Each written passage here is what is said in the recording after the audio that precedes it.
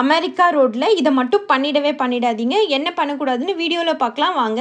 School bus red light போட்டு stop ஆகுதுன்னா, கண்டிப்பா முன்னாடி, பின்னாடி சைட்ல இருக்க வெஹிக்கிள் ஸ்டாப் பண்ணிடணும். அப்படி ஸ்டாப் பண்ணலன்னா பெனால்டீஸ் ரொம்ப பெருசா இருக்கும். லைக் டிரைவர் லைசென்ஸ் சஸ்பெண்ட் பண்ணிடுவாங்க அண்ட் ஃபைனும் போடுவாங்க.